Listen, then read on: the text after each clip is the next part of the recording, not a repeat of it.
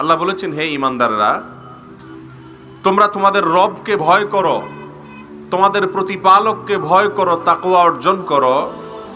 কারণ মহাপ্রলয় যে আসবে, এই সৃষ্টি জগৎ যে ধ্বংস হবে, কিয়ামত যে সংগঠিত হবে, সেই দিনের ব্যাপারটি হবে বিশাল বড় ঘটনা।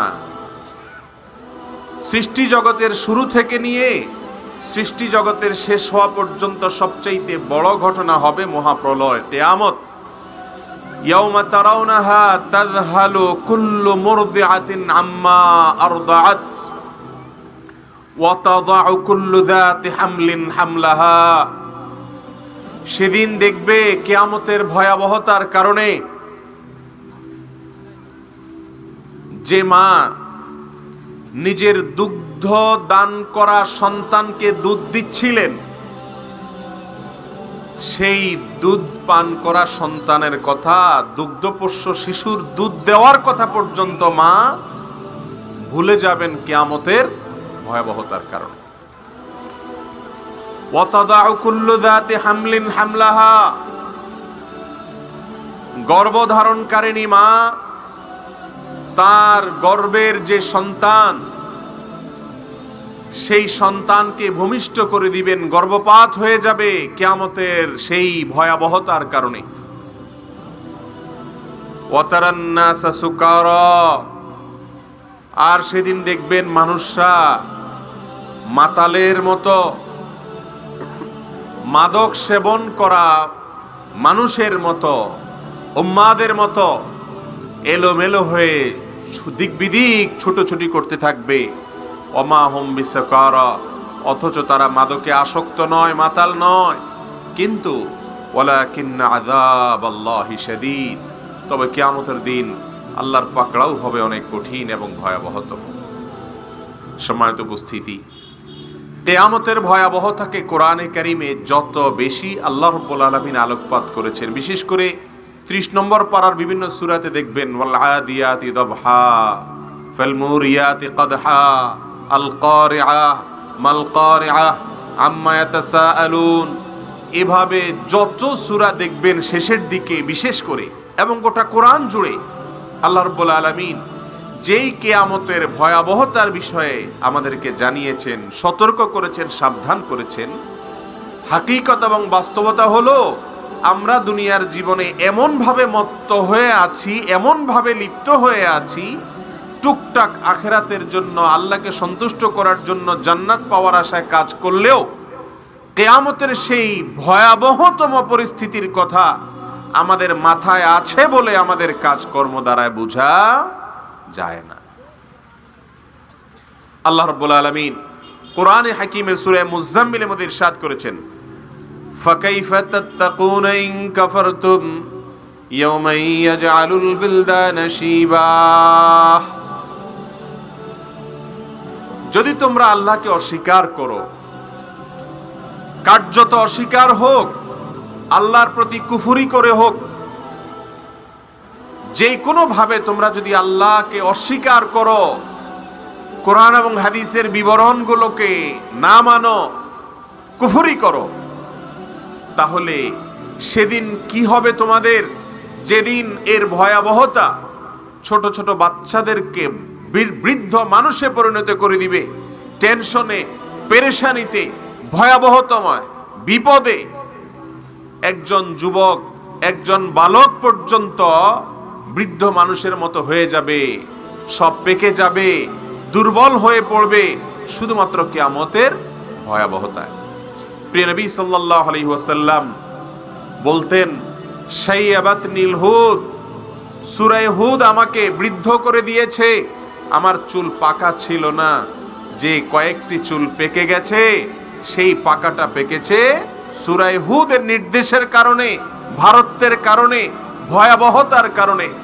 মুহতারাম হাজিরিন, সম্মানিত উপস্থিতি, আজ কোরআন আমরা পড়ি, কোরআন আমরা তেলাওয়াত করি, আল্লাহর কথা আমরা পড়ি, অনেকে অর্থ সহ বুঝে পড়ি, আমরা জানি, কিন্তু কিয়ামতের ভয়াবহতায় আমাদের বার্ধক্যে উপনীত হওয়া, টেনশনে চুল পেকে যাওয়া তো দূরের কথা, আমাদের জীবনে কোনো পরিবর্তন পর্যন্ত হয় না।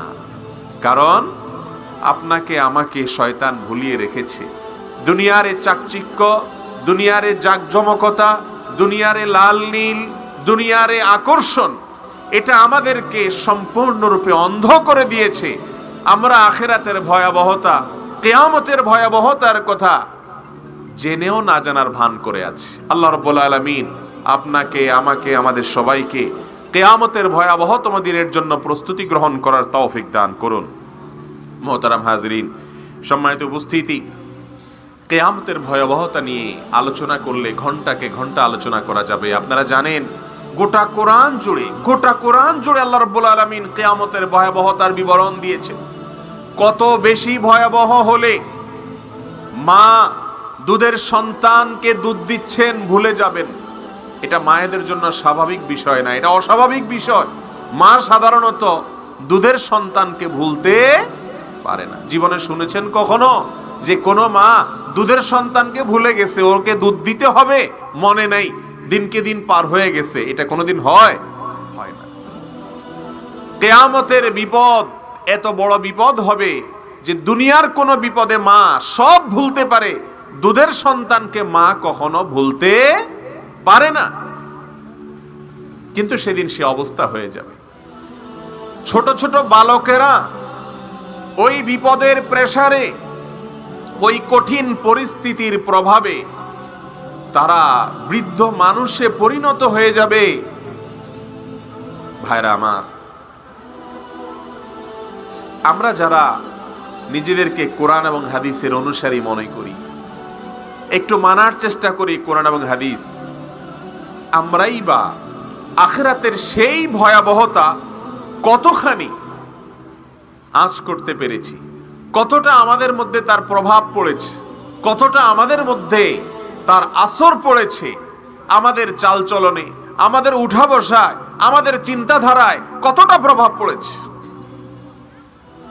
আজ সেই চিন্তা আমাদের নতুন করে করতে হবে, নতুন করে ভাবতে হবে। ভাইরা আমার, যেদিন আল্লাহ রাব্বুল আলামিনের সেই ভয়াবহতার কারণে মা সন্তানকে ছেড়ে পলায়ন করবে, ইয়াউমা ইয়াফিরুল মারউ মিন আখিহি, আপন ভাই, যে ভাইকে কখনো বিপদে রেখে ভাই কখনো দূরে যায় নাই, ভাইয়ের দিকে কেউ চোখ তুলে তাকালে পাশে গিয়ে ভাইকে সহায়তা করেছে, সে মায়ের পেটের ভাইকে দেখে সেদিন পলায়ন করবে আপন মায়ের পেটের ভাই। ওয়া উম্মিহি ওয়া আবি, যে মা তার শব্দ সন্তান সহ্য করতে পারে নাই, সে মাকে রেখে কিয়ামতের দিন যদি মাকে দেখে পলায়ন করে আরেক দিকে দৌড় দিবে। না জানি মাকে বলে, বাবা বিপদ থেকে একটু আমাকে সাহায্য করো।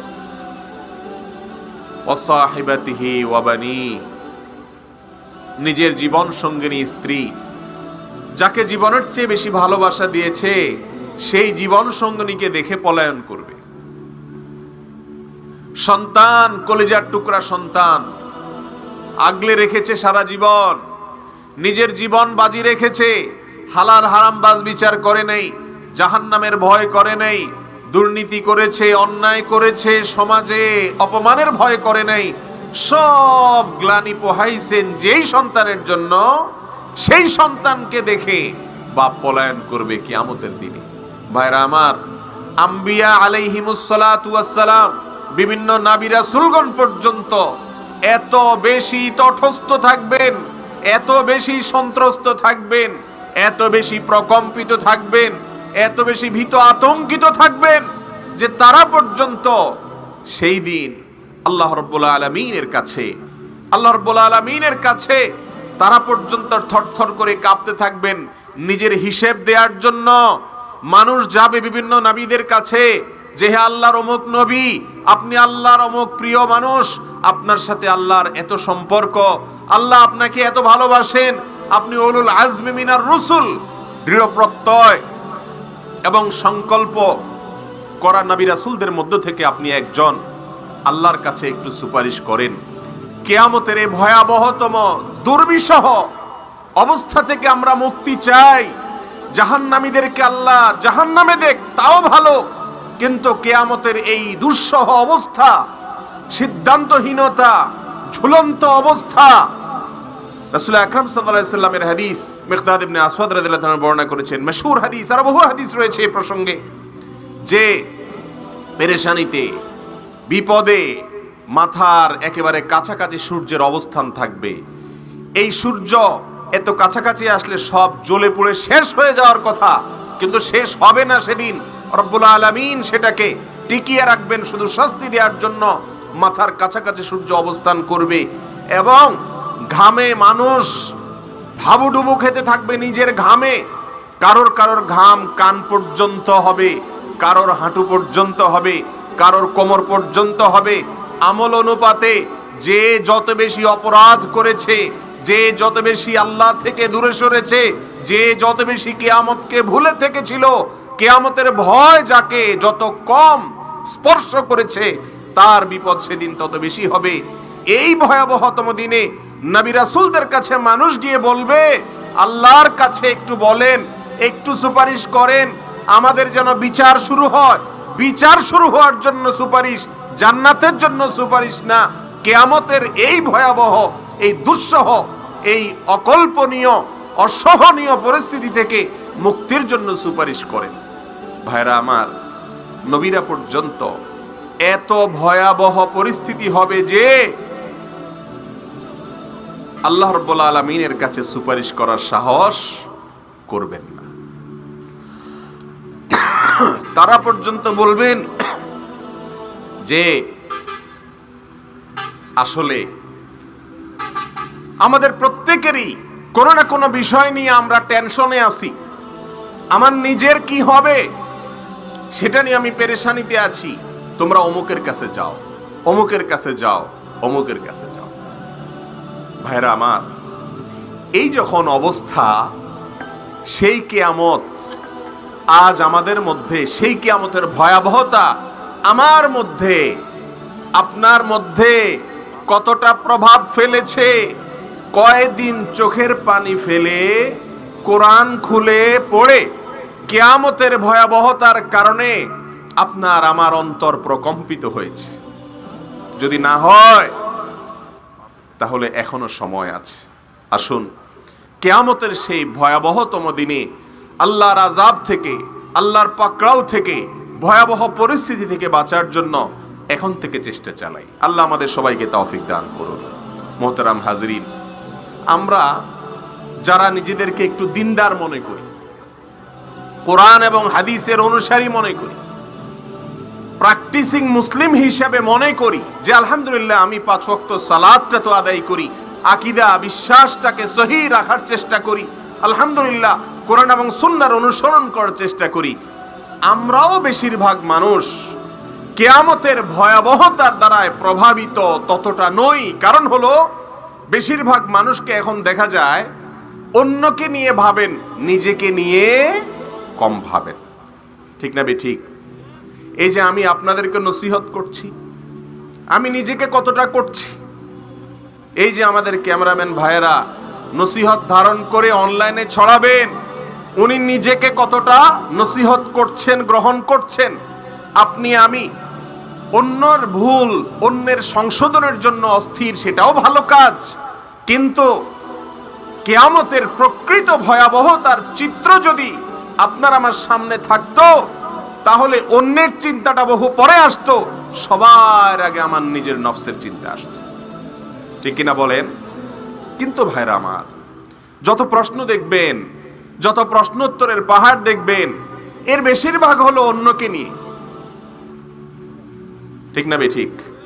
অমুকে কি করেছে, অমুকে কি বলেছে, এর সালাত হচ্ছে কিনা, ওর কথা সঠিক কিনা, তার কথা ভুল কিনা।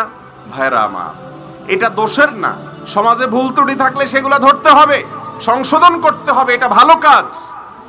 কিন্তু কিয়ামতের ভয়াবহতা রব্বে করিম যেভাবে বিবরণ দিয়েছেন গোটা কোরআন জুড়ে, রাসূল করিম সাল্লাল্লাহু আলাইহি সাল্লাম যেই ভয়াবহতার ভয়ে তার মধ্যে বার্ধক্য চলে এসেছে, চুল পেকে গেছে, আপনার চুল পাকা আমার চুল পাকা দাড়ি পাকা তো পরের কথা, আপনি নিজের ভয়ে কয়দিন অন্তর কেঁপেছেন, কয়দিন অস্থির হয়েছেন, আপনি গোটা মানুষের দুনিয়ার ভুল ধরে বেড়াচ্ছেন।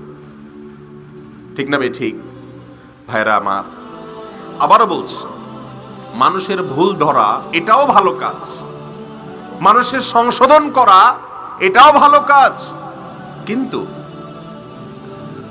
আপনার ঘরে যদি আগুন লাগে, আগে নিজের জান বাঁচানোর চিন্তা করবেন নাকি অন্যদের জান আগে বাঁচানোর চিন্তা করবেন? আল্লাহ বলেছেন, কু আনফুসাকুম ওয়া আহলিকুম নার, নিজেকে জাহান্নামের আগুন থেকে বাঁচাও, পরিবারকে বাঁচাও, এরপরে সমাজকে বাঁচাও, এরপরে গোটা মানব জাতিকে বাঁচানোর চেষ্টা করতে হবে আমাদের। কিন্তু আমাদের অবস্থা হলো আজকাল যে আমরা বেশিরভাগ মানুষকে নিয়ে ব্যস্ত, আমার নিজেকে নিয়ে আমার খুব বেশি ব্যস্ততা দেখানোর সুযোগ নাই। এই কথাগুলো আল্লাহর কসম আপনাদেরকে শুধু বলছি না, আমি আমার নিজের নফসকে, আমাকেও আমি বলছি, আল্লাহ তাআলা আপনাকে, আমাকে, আমাদের সবাইকে কিয়ামতের ভয়াবহতাকে আঁচ করার তৌফিক দান করুন। যদি আঁচ করতে পারি কিয়ামত কি হবে, কতটা ভয়াবহ হবে, যার বিবরণে কোরআনে এত আয়াত, এত সূরা, রাসূল আকরাম সাল্লাল্লাহু আলাইহি ওয়াসাল্লামের এত হাদিস বর্ণিত হয়েছে। ভাইরা আমার, সেই ভয়াবহতম দিনের পরিস্থিতি এড়ানোর কোনো সুযোগ আছে আমাদের? কিয়ামতের ময়দান পার হওয়া ছাড়া কোনো সুযোগ আছে? কোনো সুযোগ। অতএব সেই ভয়াবহতম পরিস্থিতিতে আমাদের আমল, আমাদের ঈমান, আমাদের সব কিছু আল্লাহ রাব্বুল আলামিনের কাছে সঠিকভাবে যথাযথভাবে নিয়ে যাওয়ার জন্য চেষ্টা করতে হবে। আল্লাহ তাআলা আমাকে, আপনাকে, আমাদের সবাইকে সে তৌফিক দান করুন। আমাদের দেশে তো আজকাল এমন এমন পীর আছে যে পীররা কিয়ামতের দিন হাতের ইশারায় সব মুরিদ পার করে দিবে। এরকম আছে না? মুরিদরাও মাশাআল্লাহ পয়সা কড়ি দিয়ে, হাদিয়া তোহফা দিয়ে পীর সাহেবদেরকে এই পরিমাণ খুশি করে যে আখিরাতে যাতে কি করে দেয়, পার করে দেয়। আল্লাহু আকবার। কিয়ামতের ভয়াবহতায় যেখানে আল্লাহর প্রিয় বান্দাদের ঘুম হারাম হয়ে যেত, সাহাবায়ে কেরাম কিয়ামত তো বহুত পরের কথা, কবরের কথা চিন্তা করে অস্থির হয়ে যেতেন, পেরেশান হয়ে যেতেন। কি হবে, যে আমল আমার, যে ঈমান আমার, যে আকীদা আমার, যে ত্রুটিযুক্ত নেকামল নিয়ে যাচ্ছি, যে সালাত, যে সিয়াম, এইটা নিয়ে আখিরাত পার হওয়া তো ভাই পরের কথা। আখিরাতের প্রথম ঘাঁটি কবর, আলমে বারজাখ পার হওয়াটাই তো কষ্টের। সেখানে নিজের জান্নাত তো বটে, অন্যদের জান্নাত পার করার কন্ট্রাক্টরিও নেয় মানুষ। ঠিক কিনা বলেন? সেদিন কেউ কাউকে পার করতে পারবে? গোটা কোরআনে আল্লাহ তাআলা এই কথাগুলো বলেছে, ওয়ালা তাজজি নাফসুন আন নাফসিন শাইআ। সেদিন কেউ কারোর কোনো কাজে আসবে না। আল্লাহ তাআলা আমাদের সবাইকে কিয়ামতের ভয়াবহতম দিনের জন্য নিজেদেরকে প্রস্তুত করার তৌফিক দান করুন। ভাইরা আমার, কিয়ামতের সেই ভয়াবহতম দিনে, সেই বিপদের সময়ে আল্লাহ রাব্বুল আলামিন 7 শ্রেণীর মানুষকে ভিআইপি প্যান্ডেলে আরশের নিচে ছায়া দিবেন। আপনারা হাদিস অনেকেই শুনেছেন। রাসূল করিম সাল্লাল্লাহু আলাইহি সাল্লাম বলেছেন, সাবআতুন ইউযিল্লুহুমুল্লাহু ফি যিল্লিহি ইয়াওমা লা যিল্লা ইল্লা যিল্লুহু। 7 শ্রেণীর ভিআইপি আছেন আখিরাতে। কিয়ামতের দিনে ভয়াবহতম বিপদ থেকে তারা শুধু উদ্ধার হবেনই তা নয়, উদ্ধার তো হবেন। কিয়ামতের সেই ভয়াবহতম দিনে আল্লাহ রাব্বুল আলামিন তাদেরকে বিশেষভাবে ভিআইপি প্যান্ডেলে আরশের ছায়ার নিচে আশ্রয় দিবেন ইনশাআল্লাহ। সেই 7 শ্রেণীর মানুষের মধ্য থেকে 1 নম্বর মানুষ হলেন ওই ব্যক্তিরা যারা ন্যায়পরায়ণ শাসক। আল্লাহ রাব্বুল আলামিন তাদেরকে দায়িত্ব দিয়েছেন, তারা দায়িত্ব পালন করেন ইনসাফের সাথে, নিষ্ঠার সাথে, কারোর প্রতি জুলুম অবিচার করেন না। যে যে পর্যায়ের শাসক হোক না কেন, আমরা প্রত্যেকেই কম বেশ শাসক, ছোট শাসক, বড় শাসক। আপনি আপনার পরিবারের শাসক, আপনি আপনার একটা ছোট্ট অফিসের শাসক, আপনি ছোট্ট একটা দোকানের শাসক। যদি হাদিসে নবী আলাইহিস সালাম গোটা দেশের, গোটা মানুষের শাসন যারা করে তাদের কথা বলেছেন, কিন্তু আমরা সবাই আমাদের জীবনে কোনো না কোনো ক্ষেত্রে কিছু না কিছু লোকের শাসন করি কি করি না? এই ক্ষেত্রে যদি আমরা ইনসাফ কায়েম করি, আমরা যদি ন্যায়নিষ্ঠভাবে সবকিছু পরিচালনা করি, আমরা যদি কারোর প্রতি জুলুম না করি, তাহলে ইনশাআল্লাহ আল্লাহর আরশের নিচে ছায়া পাওয়া, ভিআইপি প্যান্ডেলে স্থান পাওয়া মানুষগুলোর মধ্য থেকে একটা তালিকায় যাওয়ার সুযোগ ইনশাআল্লাহ হবে। আমাদের ব্যক্তিগত জীবনে আমরা সবাই কোনো না কোনো ক্ষেত্রে কারোর না কারোর দায়িত্ব আমরা পালন করি। নবী আলাইহিস সালাম সহিহ বুখারীর হাদিসে এসে বলেছেন, আলা কুল্লুকুম রাইন, তোমাদের সবাই দায়িত্বশীল, সবাই দায়িত্বশীল। কিছু না কিছু মানুষের দায়িত্ব তুমি অবশ্যই পালন করো। আর কারোর দায়িত্ব না থাকুক, তোমার পরিবারের দায়িত্ব তো তুমি অবশ্যই পালন করো। আল্লাহ তাআলা তোমাকে দুটি ছেলে মেয়ে দিয়েছেন বা কয়েকটি ছেলে মেয়ে দিয়েছেন, এদের দায়িত্ব তুমি পালন করছো। এদের সাথে আচরণ করার ক্ষেত্রে তুমি ইনসাফ করো কিনা, ন্যায়নিষ্ঠ আচরণ করো কিনা, নাকি জুলুম করো, নাকি দ্বিমুখী নীতি অবলম্বন করো, এটাও একটি দেখার বিষয়। আরশের নিচে কিয়ামতের ভয়াবহতম দিনে যারা ছায়া পাবেন, আল্লাহর ভিআইপি মেহমান হিসেবে, সেই ভয়াবহতম দিনের ভয়াবহতা ভুলে গিয়ে যারা আশ্রয় পাবেন, সেই সৌভাগ্যশীল মানুষের মধ্যে দ্বিতীয় শ্রেণীর মানুষ হলেন শাবুন নাশাআ ফি ইবাদাতিল্লাহ। ওই যুবক, যেই যুবক তার যৌবনকাল কাটিয়েছে আল্লাহর ইবাদত। যৌবনকাল কাটিয়েছে কিসে ভাই? আল্লাহর ইবাদত।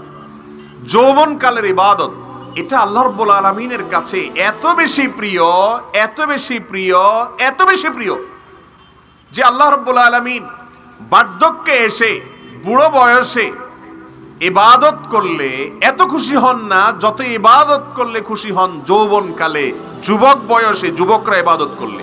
কারণ কি? এর একটা বড় কারণ হলো বৃদ্ধকালে ইবাদত করা সহজ। বৃদ্ধকালে ইবাদত করা সহজ, এ অর্থে সহজ যে বৃদ্ধকালে শয়তান খুব বেশি একটা ওয়াসওয়াসা দেয় না। শয়তান জানে এই লোকটা বুড়ো হয়ে গেছে, এ এখন আর চোখের জেনা করার ক্ষমতাই নাই, সুদ ঘুষের কারবার করবে, 2 নম্বরই করবে, চাকরি নেই, রিটায়ারমেন্টে চলে গেছে, ঠিক না ঠিক?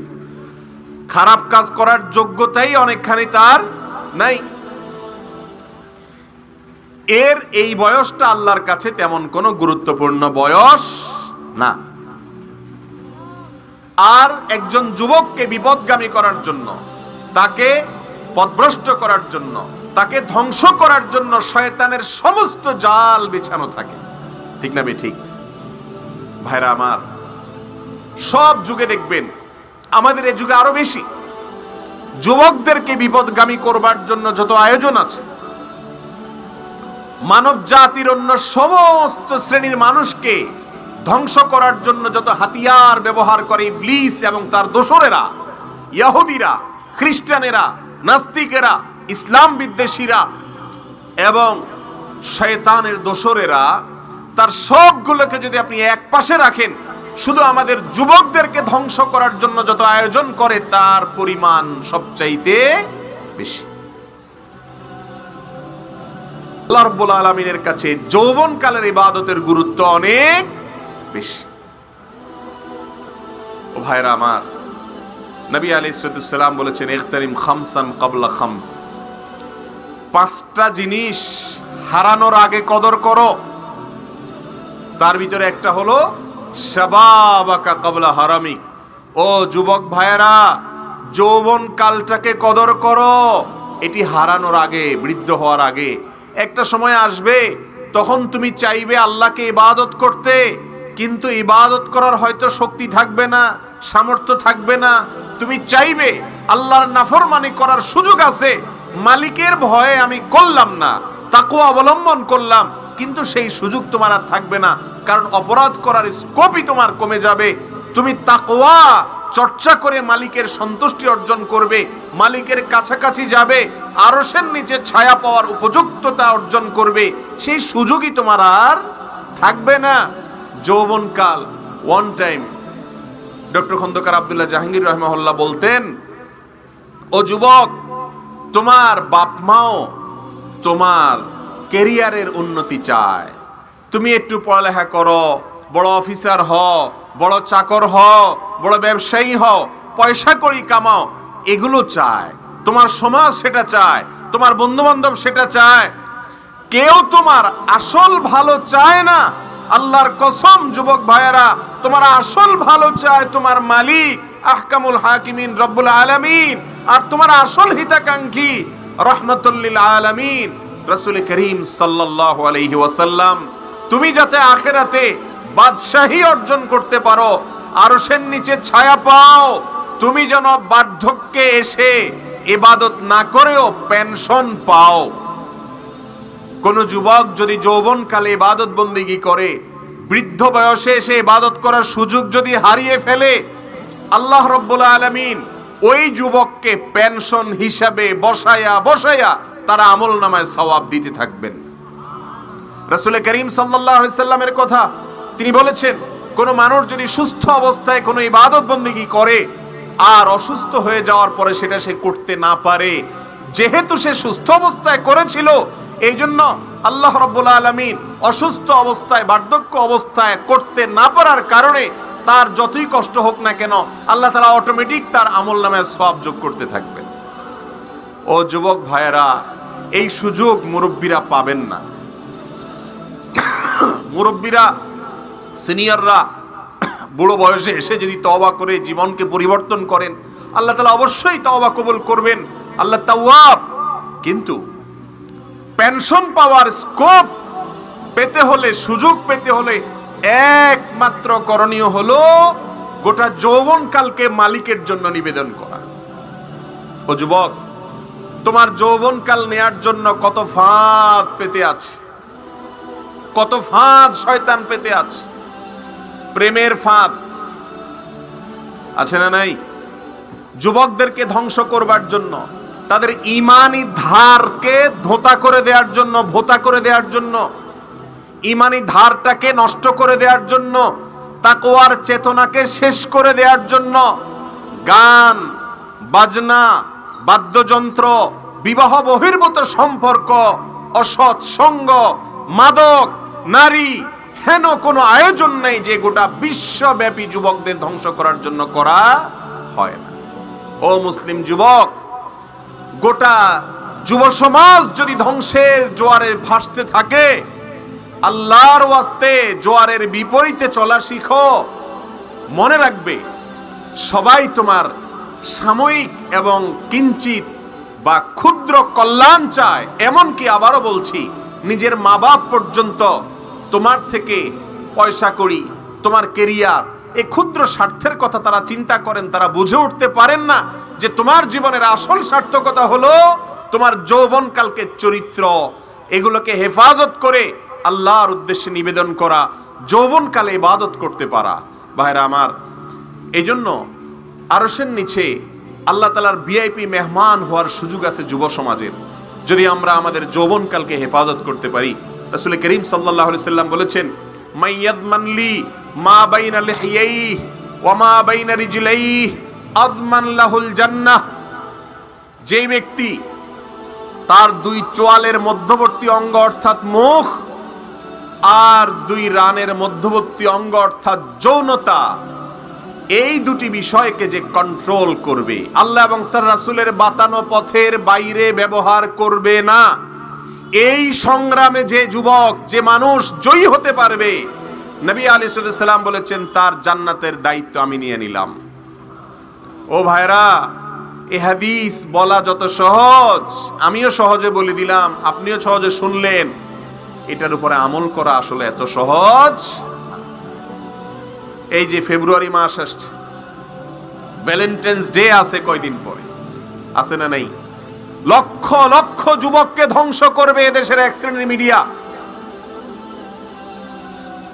আপনারা জানেন একটা অনুষ্ঠান হয়, ক্লোজ আপ, কাছে আসার সাহসী গল্প। শুনেন নাই আপনারা এই অনুষ্ঠানের কথা? ভাইরা আমার, বিভিন্ন টেলিভিশন চ্যানেলে, বিভিন্ন মিডিয়াতে শুধুমাত্র আমাদের যুবকদেরকে টার্গেট করে তাদেরকে ধ্বংস করার জন্য, তাদের তাকওয়ার ধারকে নষ্ট করে দেওয়ার জন্য, ইমানি চেতনাকে শেষ করে দেওয়ার জন্য, মুসলমান শুধু নামে থাকবে, ভেতরে কিছুই থাকবে না, এটার জন্য এরকম নানা রকমের আয়োজনের মধ্য থেকে একটা ধ্বংসাত্মক, বাংলাদেশের ইতিহাসে সবচেয়ে নির্লজ্জ, বাংলাদেশের ইতিহাসে সবচেয়ে নিকৃষ্ট, সবচেয়ে ভয়াবহতম এবং সবচেয়ে আমাদের জন্য ক্ষতিকর যে একটা বিষ এই সমাজে অত্যন্ত সূক্ষ্মভাবে ছড়িয়ে দেওয়া হচ্ছে, তাহলে এই তথাকথিত কাছে আসার সাহসী গল্প। কি বলা হয় এসব সাহসী গল্পে আপনারা জানেন?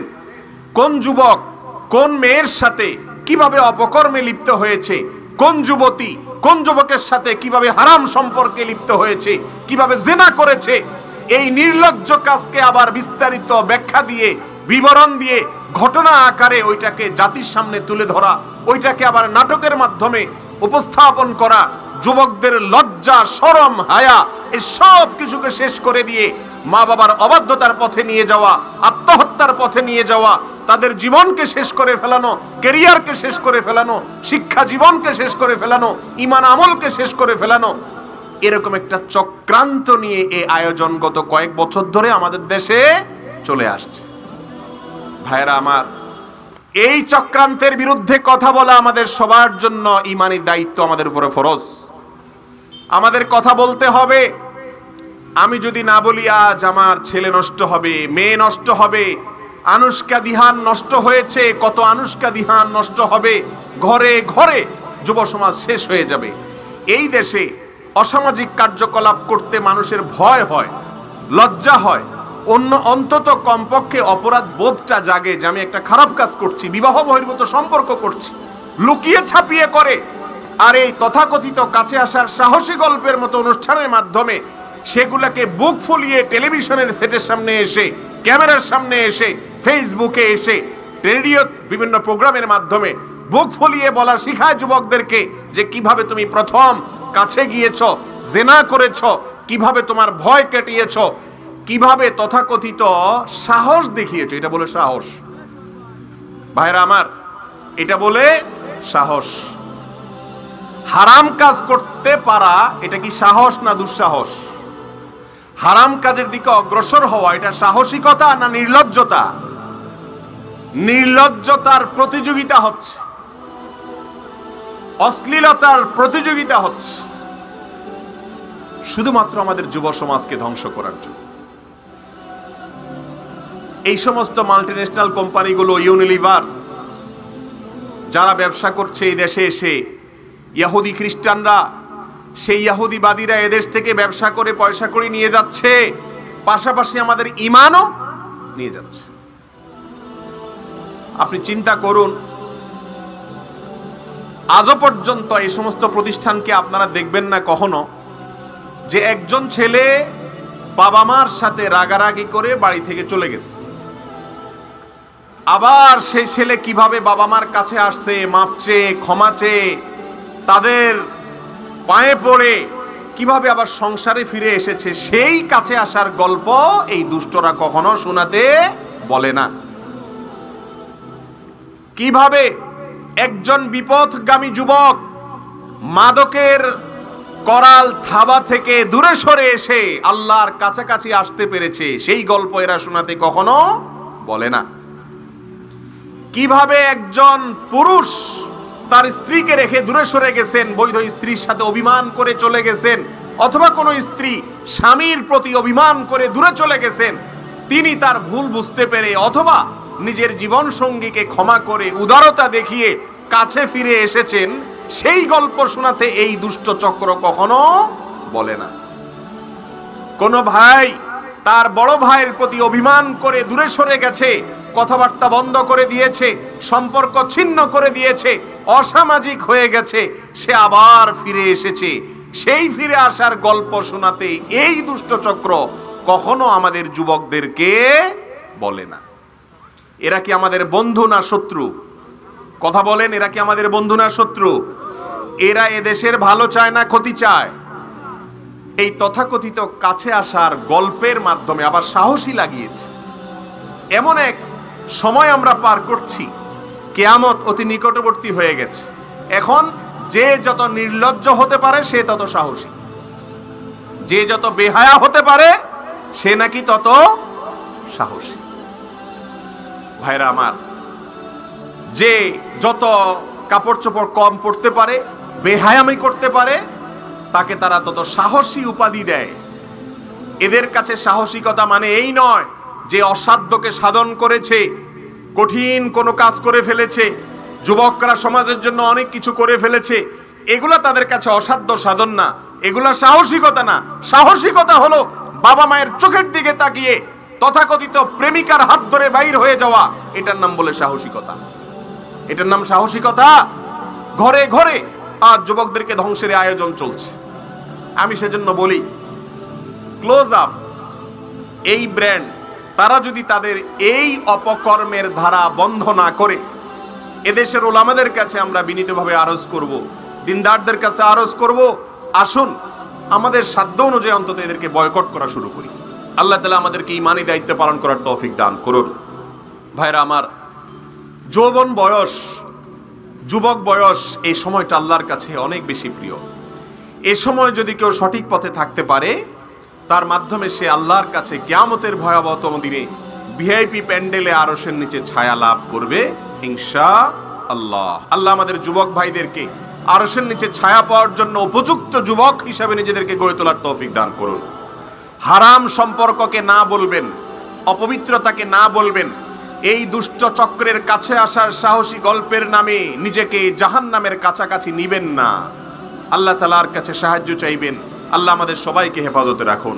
ভাইরা আমার, কিয়ামতের ভয়াবহতম দিনে আল্লাহর আরশের নিচে যারা ছায়া পাবেন, সেই আরশের নিচে ছায়াপ্রাপ্ত মানুষদের মধ্যে তৃতীয় ব্যক্তি হলেন ওয়ারাজুলুন কলবুহু মুআল্লাকুম বিল মাসাজিদ, ওই ব্যক্তি যার মন সবসময় মসজিদে ঝুলে থাকে।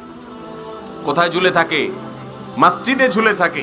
সে সব সময় ঘুরে ফিরে যেখানে যায় তার মনটা হলো কখন আজান হবে, কখন সালাতের জন্য আহ্বান হবে, কখন হাইয়া আলাস সালাহ হবে, কখন হাইয়া আলাল ফালাহের ডাক আসবে, তখন মসজিদে ছুটে চলে যাওয়াটাই হলো তার মূল উদ্দেশ্য।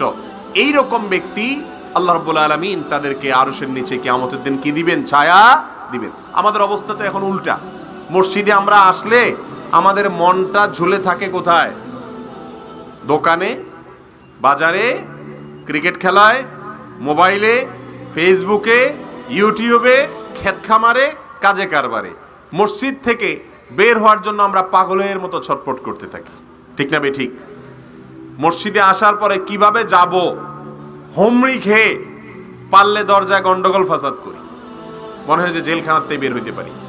আর আরশের নিচে ছায়া পাওয়ার জন্য যেটি লাগবে তা হলো আপনি বাহিরে কাজ করবেন, কিন্তু আপনার মনটা ঝুলে থাকবে কখন একটু আল্লাহর ঘরে যাবেন, কখন একটু আজান হবে, কখন একটু আল্লাহর কাছাকাছি যাবেন।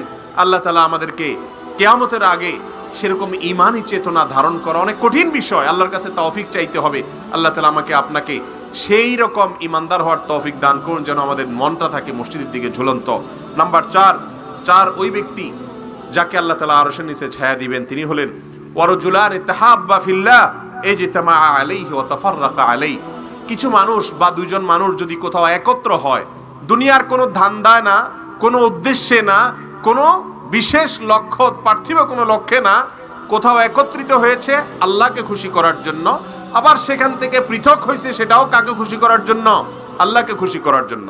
বিশেষ করে এই যুগে কেউ যদি কোনো মুত্তাকি ভালো মানুষের সাথে মিশে, কেন? যাতে তার মতো ভালো মানুষ আমি হতে পারি। আবার কোনো বন্ধুকে যদি কেউ ত্যাগ করে, কেন ত্যাগ করে? যে ওর সাথে চললে আমি আল্লাহ থেকে দূরে সরে যাচ্ছি। ও বেনামাজি, ও মাদকে হাত দেয়, ও বিড়ি সিগারেট খায়, ও খারাপের দিকে আহ্বান করে, ও হারাম কাজ করে, এসে আমাকে গল্প শুনে আমাকে প্ররোচিত করে, ওর কাছে থাকলে আমার মনটা নষ্ট হয়ে যাচ্ছে।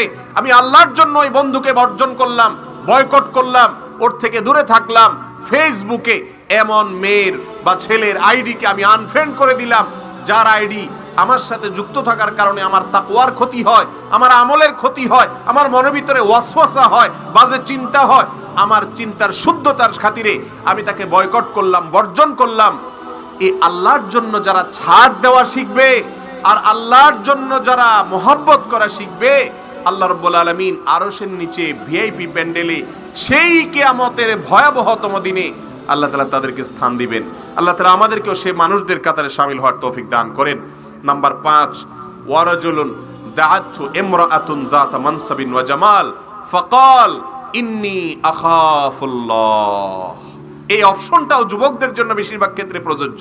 ভাইরা আমার, ওই ব্যক্তিকে আল্লাহ রাব্বুল আলামিন আরশের নিচে কিয়ামতের ভয়াবহতম দিনে, যেদিন আম্বিয়া আলাইহিস সালাম তারা ইয়া নাফসি ইয়া নাফসি করতে থাকবে, সেই দিনে আল্লাহ রাব্বুল আলামিন ওই মানুষদেরকে ভিআইপি প্যান্ডেলে ভিআইপি গেস্ট হিসেবে আরশের নিচে ছায়া দিবেন, যাকে কোন সুন্দরী নারী, কোন সম্ভ্রান্ত নারী প্রেমের অফার করেছে, হারাম সম্পর্কের অফার করেছে, সে বলেছে ইন্নী আখাফুল্লাহ, আমি আল্লাহকে ভয় করি, তোমার অফার আমি নিতে পারলাম না, ডিনাই করলাম।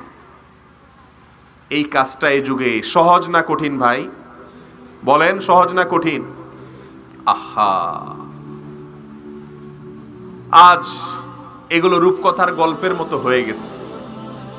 এখন প্রেমের অফার প্রত্যাখ্যান করা তো দূরের কথা, উল্টা বরং আমার যুব সমাজকে এমন ভাবে নষ্ট করে দেয়া হয়েছে, তথাকথিত বিনোদনের নামে, সংস্কৃতির নামে এমন ভাবে ধ্বংস করে দেয়া হয়েছে, উল্টা বরং মেয়েদেরকে উত্তক্ত করতে চায়।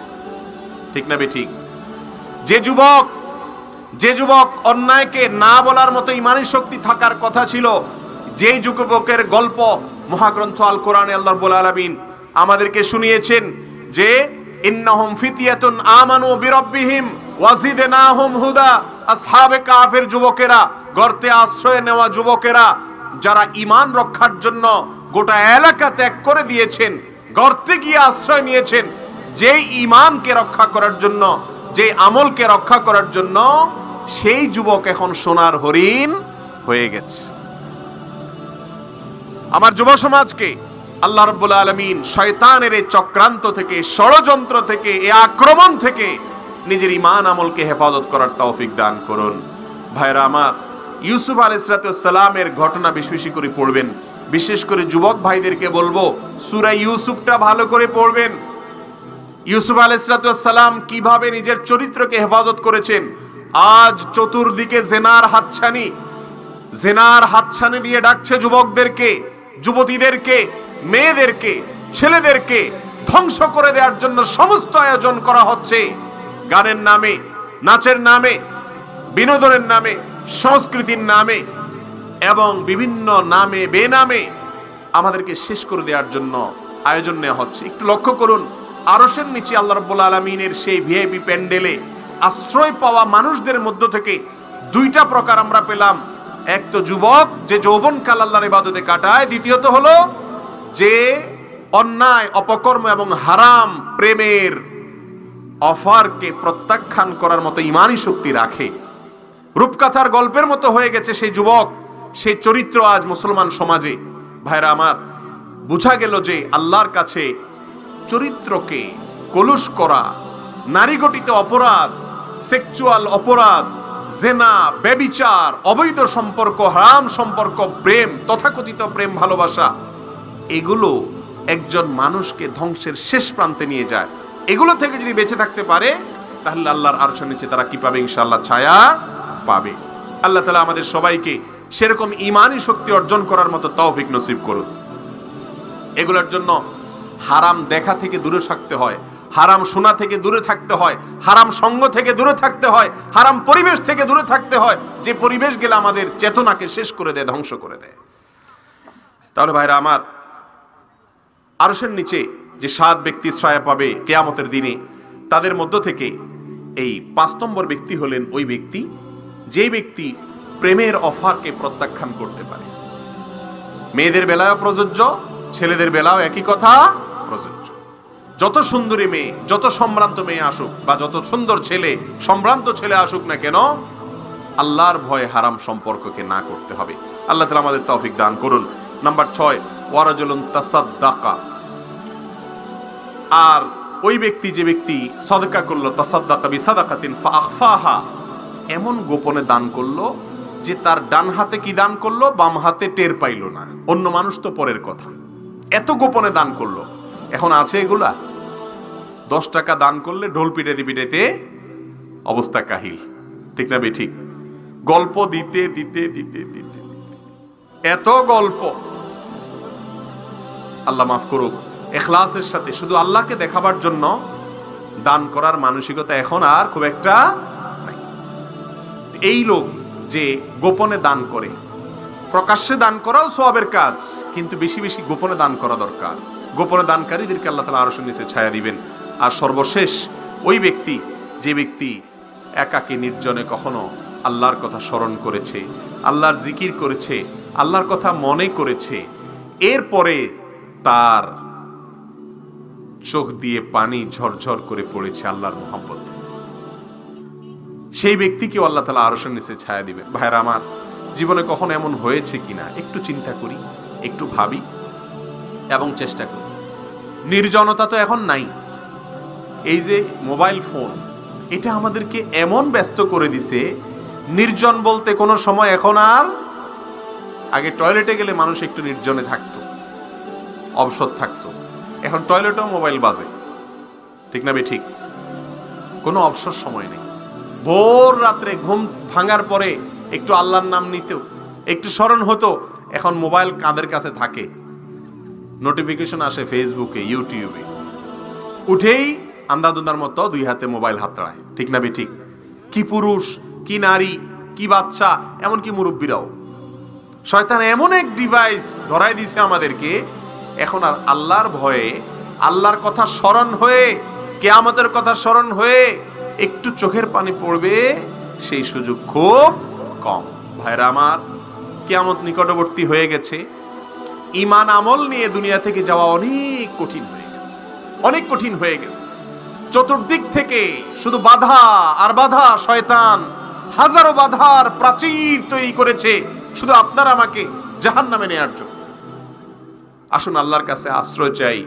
ও আরশে আজিমের মালিক, শয়তানের এই শত সহস্র বাধার প্রাচীর ডিঙ্গিয়ে যেন তোমার জান্নাতের উপযুক্ত হতে পারি।